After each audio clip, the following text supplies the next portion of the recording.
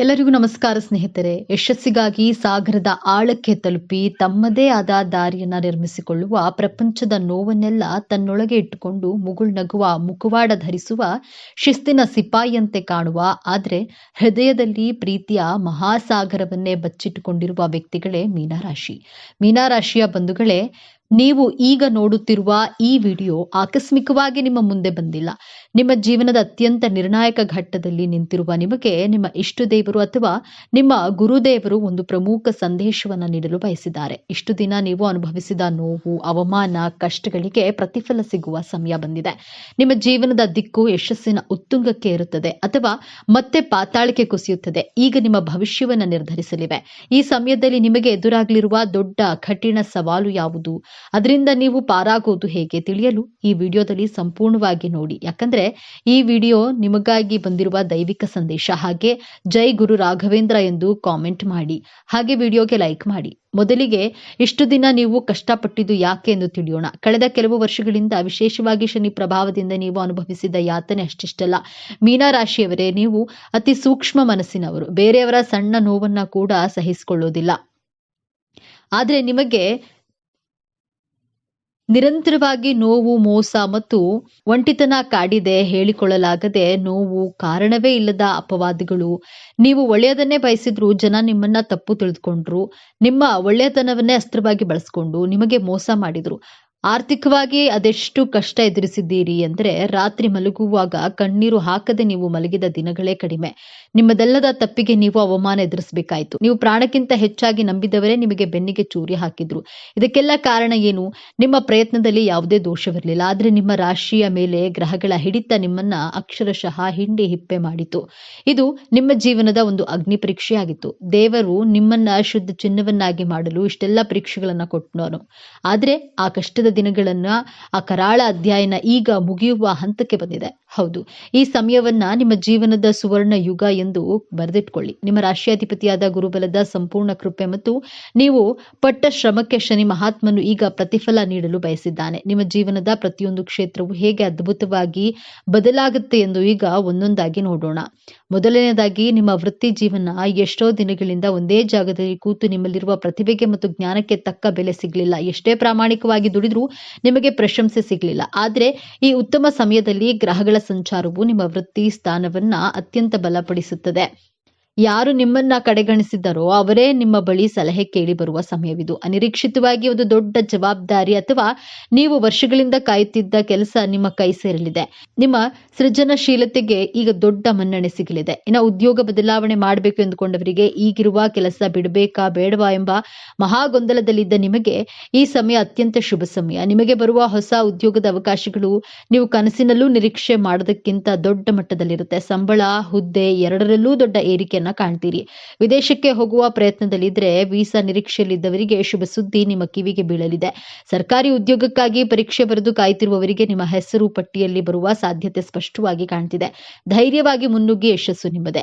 ಎರಡನೆಯದಾಗಿ, ಶತ್ರುಗಳ ಕಾಟ ಮತ್ತು ಕೋರ್ಟ್ ಕಚೇರಿ. ನಿಮ್ಮ ಬೆನ್ನ ಹಿಂದೆ ಮಾತನಾಡುವವರು, ನಿಮ್ಮ ಹೇಳಿಕೆಗಳನ್ನ ಸಹಿಸದ ಗುಪ್ತ ಶತ್ರುಗಳು ನಿಮ್ಮ ವಿರುದ್ಧವೇ ಪಿತೂರಿ ಮಾಡುವುದರಿಂದ ನೀವು ಬಹಳಷ್ಟು ನೊಂದಿದ್ದೀರಿ. ನೀವು ಸೂಕ್ಷ್ಮ ಮನಸ್ಸಿನವರಾಗಿದ್ದರಿಂದ ಸಣ್ಣ ಮಾತು ನಿಮಗೆ ದೊಡ್ಡ ಗಾಯ ಮಾಡಿತ್ತು. ಆದ್ರೆ ಆ ಸಮಯದಲ್ಲಿ ನಿಮ್ಮ ರಾಶಿಯಾಧಿಪತಿ ಗುರುವು ದೈವಿಕ ನ್ಯಾಯವನ್ನು ಒದಗಿಸ್ತಾನೆ. ಆ ಶತ್ರುಗಳು ತಾವಾಗಿಯೇ ನಾಶವಾಗ್ತಾರೆ. ಅವರ ನಿಜ ಬಣ್ಣ ಎಲ್ಲರ ಮುಂದೆ ಬಯಲಾಗುತ್ತೆ. ನಿಮಗೆ ಕೆಟ್ಟದ್ದು ಬಯಸಿದವರು ಅವರೇ ದೊಡ್ಡ ಕಷ್ಟಕ್ಕೆ ಸಿಲುಕುವುದನ್ನ ನೀವು ನಿಮ್ಮ ಕಣ್ಣಾರೆ ನೋಡುತ್ತೀರಿ. ನಿಮ್ಮ ಮೇಲಿದ್ದ ದೃಷ್ಟಿದೋಷ, ನಕಾರಾತ್ಮಕ ಶಕ್ತಿಗಳು ಸಂಪೂರ್ಣವಾಗಿ ದೂರವಾಗಲಿವೆ. ಇನ್ನು ಆಸ್ತಿ ವಿವಾದ, ಸುಳ್ಳು ಕೇಸುಗಳು ಅಥವಾ ವಿಚ್ಛೇದನದಂತಹ ಕೋರ್ಟು ಕಚೇರಿ ವಿಚಾರಗಳಲ್ಲಿ ಸಿಲುಕಿ ವರ್ಷಗಳಿಂದ ಅಲೆದು ನಿಮ್ಮ ಸಮಯ, ಹಣ ಮತ್ತು ಮಾನಸಿಕ ನೆಮ್ಮದಿ ಎಲ್ಲವೂ ಹಾಳಾಗಿತ್ತು. ಆದ್ರೆ ಈಗ ದೈವಿಕ ನ್ಯಾಯ ನಿಮ್ಮ ಪರವಾಗಿ ನಿಲ್ಲಲಿದೆ. ಕೇಸಿನಲ್ಲಿ ನಿಮಗೆ ಜಯ ಸಿಗೋದು ನಿಶ್ಚಿತ. ನಿಮ್ಮ ಮೇಲಿದ್ದ ಅಪವಾದಗಳು ಸುಳ್ಳು ಎಂದು ಸಾಬೀತಾಗುತ್ತೆ. ನಿಮ್ಮ ಆಸ್ತಿ, ನಿಮ್ಮ ಗೌರವ ನಿಮಗೆ ಮರಳಿ ಸಿಗಲಿದೆ. ಸಣ್ಣ ಸಣ್ಣ ವಿಷಯಗಳ ಜಗಳಗಳು, ಅನಗತ್ಯ ಮನಸ್ತಾಪ, ಇಬ್ಬರ ನಡುವೆ ಮೂರನೇ ವ್ಯಕ್ತಿಯ ಪ್ರವೇಶದಿಂದ ಸಂಬಂಧವು ಹಳಸಿ ಹೋಗಿತ್ತು. ವಿಚ್ಛೇದನದ ಅಂಚಿಗೆ ತಲುಪಿದ್ದೀರಿ. ಆದ್ರೆ ಆ ಶುಭ ಸಮಯದಲ್ಲಿ ನಿಮ್ಮ ರಾಶಿಯಾಧಿಪತಿ ಗುರುವು ನಿಮ್ಮಿಬ್ಬರ ನಡುವಿನ ಪ್ರೀತಿಯನ್ನ ಮತ್ತೆ ಚಿಗುರಿಸ್ತಾನೆ. ಗುರುಬಲದಿಂದಾಗಿ ನಿಮ್ಮ ನಡುವಿನ ಎಲ್ಲಾ ತಪ್ಪು ತಿಳುವಳಿಕೆಗಳು ದೂರವಾಗಿ ಅನ್ಯೂನ್ಯತೆ ಹೆಚ್ಚಾಗುತ್ತೆ. ನಿಮ್ಮ ಸಂಬಂಧ ಮತ್ತೆ ಮೊದಲಿನಂತೆ ಮಧುರವಾಗಲಿದೆ. ಇನ್ನು ಮದುವೆಯಾಗದಂತಹ ಮೀನರಾಶಿಯ ಯುವಕ ಯುವತಿಯರಿಗೆ ನಿಮಗೆ ಒಳ್ಳೆಯ ಸಂಬಂಧ ಕೂಡಿ ಬರಲಿದೆ. ನಿಮ್ಮ ಮದುವೆ ನಿಶ್ಚಯವಾಗುವ ಎಲ್ಲಾ ಸಂಭವವಿದೆ.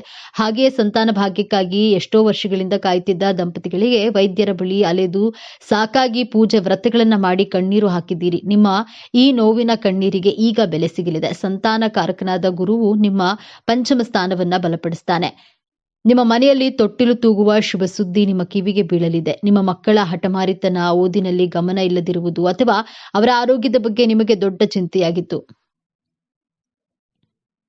ಅವರು ದಾರಿ ತಪ್ಪುತ್ತಿದ್ದಾರೆ ಎಂಬ ಭಯ ನಿಮ್ಮನ್ನ ಕಾಡ್ತಿತ್ತು. ಆದ್ರೆ ಇದೀಗ ನಿಮ್ಮ ಮಕ್ಕಳಲ್ಲಿ ಅದ್ಭುತವಾದ ಸಕಾರಾತ್ಮಕ ಬದಲಾವಣೆಗಳನ್ನ ಕಾಣ್ತೀರಿ. ಅವರೇ ಜವಾಬ್ದಾರಿಯಿಂದ ಓದಲು ಪ್ರಾರಂಭಿಸ್ತಾರೆ. ಉನ್ನತ ಶಿಕ್ಷಣಕ್ಕಾಗಿ ಅವರು ಬಯಸಿದ್ರೆ ಕಾಲೇಜಿನಲ್ಲಿ ಸೀಟು ಸಿಗಲಿದೆ. ಅವರ ಆರೋಗ್ಯದಲ್ಲಿ ಚೇತರಿಕೆ ಕಂಡು, ಅವರ ನಡವಳಿಕೆಯಲ್ಲಿ ಸಕಾರಾತ್ಮಕ ಬದಲಾವಣೆ ಕಂಡು ಸಮಾಜದಲ್ಲಿ ನಿಮಗೊಂದು ಹೆಮ್ಮೆ ಮತ್ತು ಗೌರವವನ್ನು ತಂದುಕೊಡ್ತಾರೆ. ನಿಮ್ಮ ಚಿಂತೆ ದೂರವಾಗಲಿದೆ. ಇದು ಅತ್ಯಂತ ಪ್ರಮುಖವಾದ ಬದಲಾವಣೆ. ನೀವು ನಂಬಿಕೊಂಡು ಕೊಟ್ಟ ಸಾಲ, ನಿಮ್ಮ ಒಳ್ಳೆತನವನ್ನೇ ಬಳಸಿಕೊಂಡು ಆಪ್ತರಿಗೆ ಕೊಟ್ಟ ಹಣ ವಾಪಸ್ ಬಾರದೆ ನೀವು ಮೋಸ ಹೋಗಿದ್ದೀರಿ. ಆ ಹಣ ಇನ್ನೇನೂ ಬರೋದೇ ಇಲ್ಲ ಎಂದು ನೀವು ಕೈ ಚೆಲ್ಲಿದ್ದೀರಿ. ಆದ್ರೆ ಈಗ ಯಾರು ನಿಮ್ಮಿಂದ ಹಣವನ್ನ ಪಡೆದಿದ್ರೋ ಅವರೇ ನಿಮ್ಮನ್ನ ಹುಡುಕಿಕೊಂಡು ಬಂದು ನಿಮ್ಮ ಹಣವನ್ನ ವಾಪಸ್ ಕೊಡುವ ಚಮತ್ಕಾರ ನಡೆಯಲಿದೆ. ಇಷ್ಟೆಲ್ಲ ನಿರೀಕ್ಷಿತ ಧನಾಗಮನ, ಆರ್ಥಿಕ ಸಂಕಷ್ಟದಿಂದ ತತ್ತರಿಸಿ ಹೋಗಿದ್ದ ನಿಮಗೆ ಈಗ ನೀವು ನಿರೀಕ್ಷೆ ಮಾಡದ ಮೂಲಗಳಿಂದ ಬಹುಶಃ ಹಳೆಯ ಹೂಡಿಕೆಯ ಮೂಲಕ ಅಥವಾ ಪಿತ್ರಾರ್ಜಿತ ಆಸ್ತಿಯ ಪಾಲು ದೊರೆಯುವ ಮೂಲಕ ದೊಡ್ಡ ಮೊತ್ತದ ಹಣದ ಹರಿವು ಬರಲಿದೆ. ನಿಮ್ಮ ಎಲ್ಲಾ ಸಾಲಗಳು ತೀರಿ ನೀವು ಸಾಲಮುಕ್ತರಾಗುವ ಸಮಯವಿದು. ಲಕ್ಷ್ಮೀ ದೇವಿಯು ನಿಮ್ಮ ಮನೆಯಲ್ಲಿ ಸ್ಥಿರವಾಗಿ ನೆಲೆಸ್ತಾಳೆ. ವ್ಯಾಪಾರ ವ್ಯವಹಾರದಲ್ಲಿ ಸತತ ನಷ್ಟ ಅನುಭವಿಸಿ ಇನ್ನೇನು ಮುಚ್ಚು ಬಿಡಬೇಕು ಎನ್ನುವಂತಹ ಸ್ಥಿತಿಯಲ್ಲಿದ್ದ ನಿಮಗೆ ಈಗ ಪುನರ್ಜನ್ಮ ನೀಡಲಿದೆ. ನಿಮ್ಮ ವ್ಯಾಪಾರಕ್ಕೆ ಹೊಸ ಪಾಲುದಾರರು ಸಿಗಬಹುದು ಅಥವಾ ನಿಮ್ಮ ಒಂದು ಸೃಜನಶೀಲ ಆಲೋಚನೆಗೆ ದೊಡ್ಡ ಮಟ್ಟದಲ್ಲಿ ಯಶಸ್ಸು ಕಾಣಬಹುದು. ಗ್ರಾಹಕರ ಸಂಖ್ಯೆ ಹೆಚ್ಚಾಗಿ ನಿಮ್ಮ ಲಾಭವು 10 ಪಟ್ಟು ಹೆಚ್ಚಾಗಲಿದೆ. ಇಷ್ಟೆಲ್ಲ ಅದ್ಭುತ ಯಶಸ್ಸು, ಹಣ, ಗೌರವ, ಸಂಬಂಧಗಳು ಎಲ್ಲವೂ ನಿಮ್ಮದಾಗಲಿದೆ. ಆದ್ರೆ ನಿಮ್ಮ ಮುಂದೆ ಒಂದು ದೊಡ್ಡ ಕಷ್ಟಕರವಾದ ಸವಾಲು ಕೂಡ ಎದುರಾಗಲಿದೆ. ಈ ಸವಾಲನ್ನ ನೀವು ಗೆಲ್ಲಲೇಬೇಕು.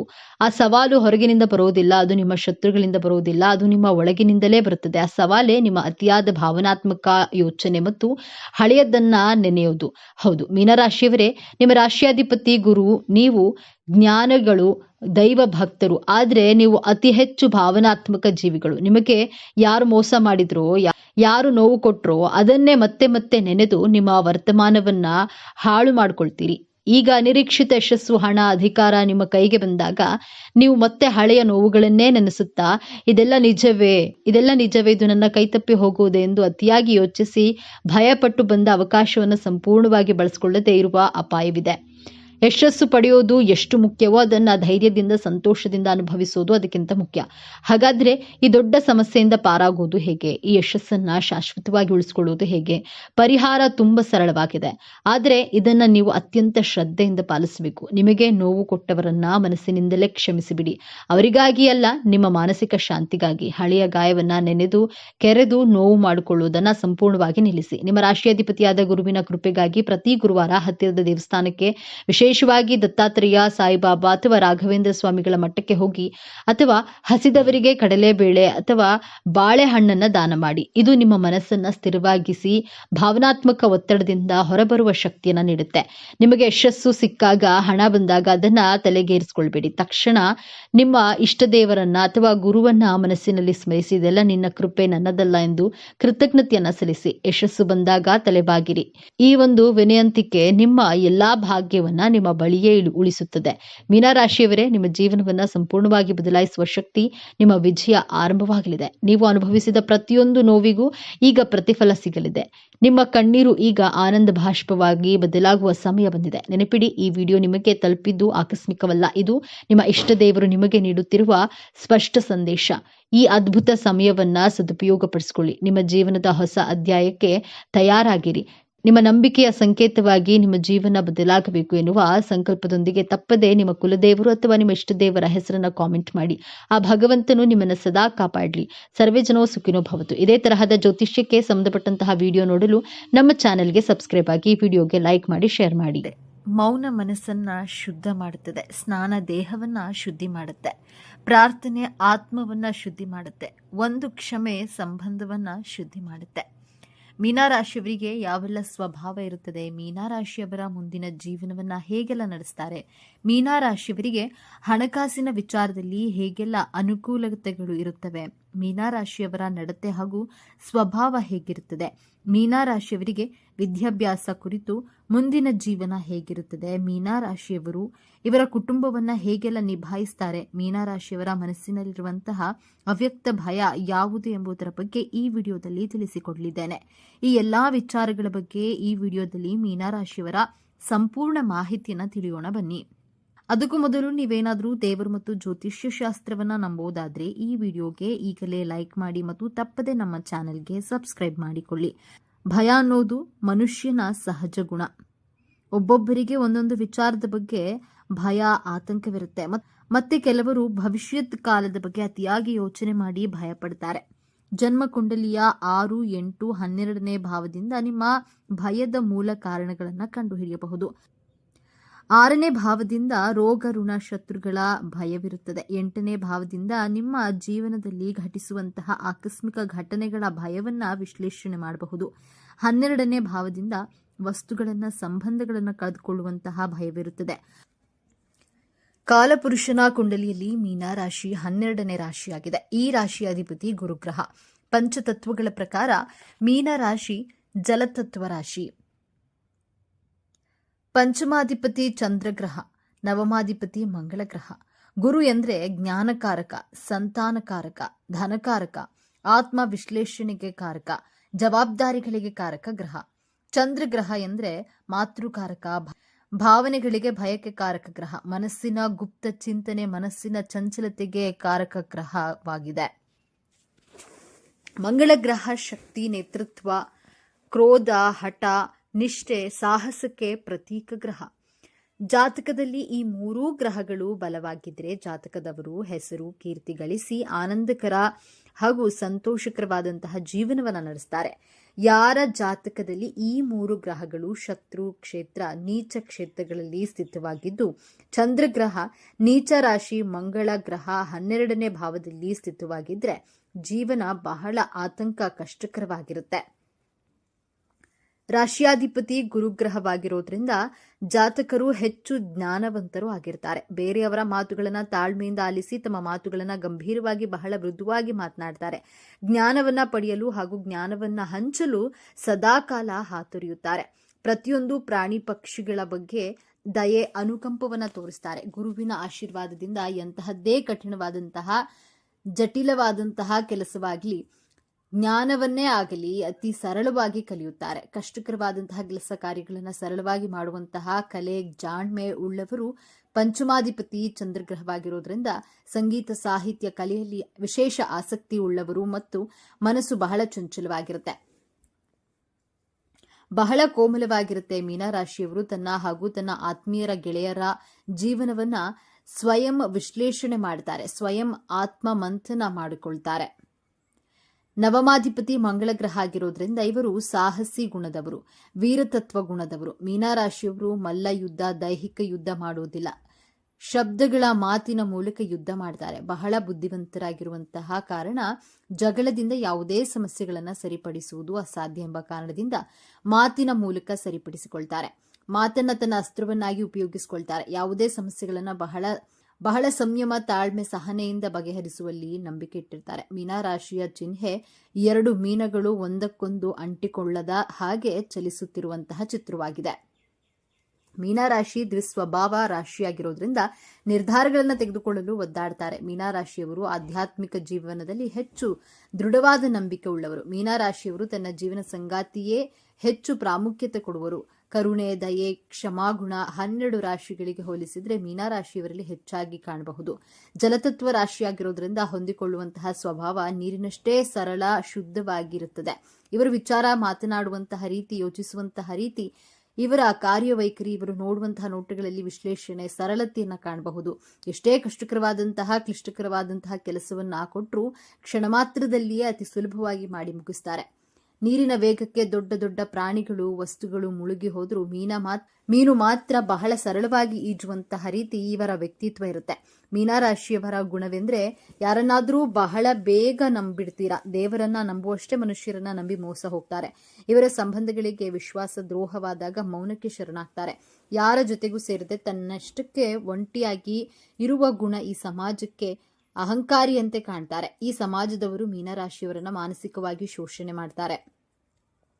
ನೀವು ನಿಮ್ಮ ಜೀವನ ಸಂಗಾತಿ ಆತ್ಮೀಯರ ಬಗ್ಗೆ ಹೆಚ್ಚು ಚಿಂತೆ ಕಾಳಜಿಯನ್ನು ವಹಿಸ್ತೀರಾ.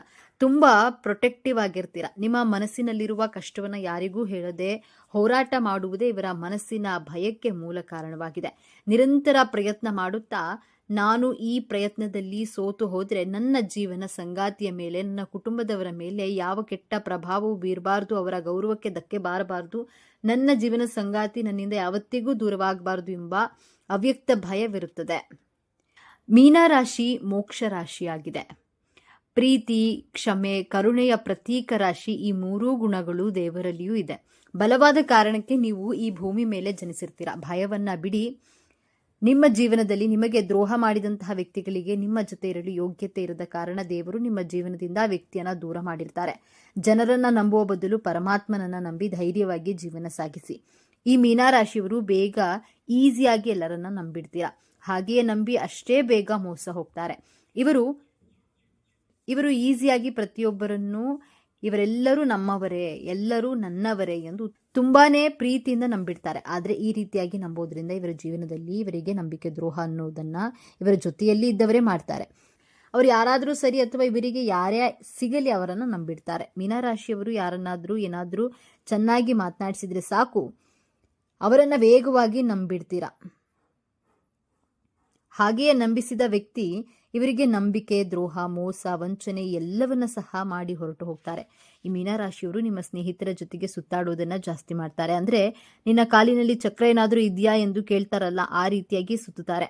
ಮೀನರಾಶಿಯವರು ಮೊದಲೇ ಓಡಾಟ ಮಾಡೋದು ತುಂಬಾ ಜಾಸ್ತಿ ಇರೋದ್ರಿಂದ ಇವರ ಫ್ರೆಂಡ್ಸ್ ಯಾರಾದ್ರೂ ಸ್ವಲ್ಪ ಮಾತನಾಡಿದ್ರೆ ಸಾಕು, ಯಾರಾದ್ರೂ ಜೊತೆಯಲ್ಲಿ ಫ್ರೆಂಡ್ಸ್ ಅಂದ್ರೆ ಸಾಕು, ಅವರು ಎಲ್ಲಿಯಾದ್ರೂ ಹೋಗೋಣವೆಂದ್ರೆ ಸಾಕು, ಇವರು ಆಗೋದಿಲ್ಲ ಎನ್ನುವ ಪ್ರಶ್ನೆಯೇ ಇಲ್ಲ. ಆ ರೀತಿಯಾಗಿ ಮೀನರಾಶಿಯವರು ಓಡಾಟ ಅನ್ನೋದನ್ನ ಜಾಸ್ತಿ ಮಾಡ್ತಾರೆ. ಅವರ ಕೆಲಸಗಳನ್ನ ಬಿಟ್ಟು ಫ್ರೆಂಡ್ಸ್ಗಳ ಜೊತೆ ಜಾಸ್ತಿ ಸುತ್ತಾಡೋದು ಮಾಡ್ತಾರೆ. ಅಷ್ಟು ಹೃದಯವಂತರು ಮೀನರಾಶಿಯವರು. ಇವರ ಕುಟುಂಬದವರಿಗೆ ಅಥವಾ ಯಾರಾದ್ರೂ ಪರಿಚಯ ಆದ್ರೆ ಅವರನ್ನ ನಂಬಿಬಿಡ್ತಾರೆ. ಅವರಿಗಾಗಿ ಅತಿ ಹೆಚ್ಚು ಹಣವನ್ನ ಖರ್ಚು ಮಾಡ್ತಾರೆ. ಯಾರಾದ್ರೂ ಹಣದ ಸಹಾಯ ಕೇಳಿದ್ರೆ ಇವರಿಂದ ಎಷ್ಟಾಗುತ್ತೋ ಅಷ್ಟು ಸಹಾಯ ಮಾಡೇ ಮಾಡ್ತಾರೆ. ಈ ರಾಶಿಯವರಿಗೆ ಹಣಕ್ಕಿಂತ ಜನ ಮುಖ್ಯ ಎಂದು ನಂಬ್ತಾರೆ. ಮೀನರಾಶಿಯವರು ಹೆಚ್ಚು ಓಡಾಡ್ತಾರೆ ಅಂದ್ರೆ ಖರ್ಚು ಸಹ ಜಾಸ್ತಿಯೇ ಇರುತ್ತೆ ಅಲ್ವಾ. ಹಾಗಾಗಿ ಮೀನರಾಶಿಯವರು ತಮ್ಮ ಖರ್ಚುಗಳ ಬಗ್ಗೆ ಸ್ವಲ್ಪ ನಿಯಂತ್ರಣ ಅನ್ನೋದನ್ನ ಇಟ್ಕೊಳ್ಬೇಕು. ಈ ಮೀನರಾಶಿಯವರು ಜೀವನದಲ್ಲಿ ಸಾಧನೆ ಮಾಡಲೇಬೇಕೆಂದು ಹೋರಾಟ ಮಾಡೋದೇ ಜಾಸ್ತಿ. ಇವರು ಓಡಾಡ್ತಾರೆ ಅಂದ್ರೆ ಇವರು ಸುಮ್ಮನೆ ಖಾಲಿ ಪೋಲಿ ಬಿದ್ದು ಓಡಾಡಲ್ಲ. ಇವರು ತಮ್ಮ ಜೀವನದಲ್ಲಿ ಏನಾದ್ರೂ ಸಾಧನೆ ಮಾಡಲೇಬೇಕು ಎನ್ನುವ ಗುರಿಯನ್ನ ಇಟ್ಕೊಂಡಿರ್ತಾರೆ. ಕಷ್ಟಪಟ್ಟು ದುಡಿಬೇಕು ಎನ್ನುವ ಆಲೋಚನೆ ಇಟ್ಟು ಒಂದು ಸ್ಥಳದಿಂದ ಇನ್ನೊಂದು ಸ್ಥಳಕ್ಕೆ ಹೋಗಿ ಕಷ್ಟಪಟ್ಟು ದುಡಿಯುವ ಮಾರ್ಗವನ್ನ ನೋಡಿಕೊಂಡು ಈ ಮೀನರಾಶಿಯವರು ತುಂಬಾನೇ ಓಡಾಡುವುದು ಮಾಡ್ತಾರೆ. ಹಾಗಾಗಿ ಇವರ ಜೀವನದಲ್ಲಿ ಸಕ್ಸಸ್ ಅನ್ನೋದನ್ನ ಬಹುಬೇಗ ಕಾಣ್ತಾರೆ ಎಂದೇ ಹೇಳಬಹುದು. ಒಟ್ಟಿನಲ್ಲಿ ಮೀನರಾಶಿಯವರು ತುಂಬಾ ಓಡಾಡ್ತಾರೆ, ಕಷ್ಟಪಟ್ಟು ದುಡಿತಾರೆ, ದುಡಿದ ಹಣವನ್ನ ಸ್ವಲ್ಪ ಸಹಾಯ ಮಾಡ್ತಾರೆ, ಉಳಿದ ಹಣವನ್ನ ಕುಟುಂಬಕ್ಕಾಗಿ ಮೀಸಲಿಡ್ತಾರೆ, ಎಲ್ಲಾ ರೀತಿಯ ಆನಂದವನ್ನ ಅನುಭವಿಸ್ತಾರೆ. ನಿಜಕ್ಕೂ ನೀವು ಅದೃಷ್ಟವಂತರು ಅಂತಾನೆ ಹೇಳಬಹುದು ಅಂತ ಹೇಳ್ತಾ ಇವತ್ತಿನ ವಿಡಿಯೋವನ್ನ ಮುಗಿಸ್ತಾ ಇದ್ದೇನೆ. ಈ ವಿಚಾರಗಳು ನಿಮಗೆ ಇಷ್ಟ ಆಗಿದೆ ಅಂತ ಭಾವಿಸ್ತಾ ಇದ್ದೇನೆ. ಇಷ್ಟ ಆಗಿದ್ರೆ ನಮ್ಮ ಚಾನೆಲ್ನ ತಪ್ಪದೆ ಸಬ್ಸ್ಕ್ರೈಬ್ ಮಾಡಿಕೊಳ್ಳಿ. ಈ ವಿಡಿಯೋಗೆ ಒಂದು ಲೈಕ್ ಕೊಡೋದನ್ನ ಮರಿಬೇಡಿ. ಈ ವಿಡಿಯೋವನ್ನ ನಿಮ್ಮ ಫ್ರೆಂಡ್ಸ್ ಅಂಡ್ ಫ್ಯಾಮಿಲಿ ಗ್ರೂಪ್ಸ್ನಲ್ಲಿ ಹೆಚ್ಚು ಶೇರ್ ಮಾಡಿ. ನಿಮ್ಮ ಅಭಿಪ್ರಾಯವನ್ನ ತಪ್ಪದೆ ಕಾಮೆಂಟ್ ಮಾಡಿ. Thank you.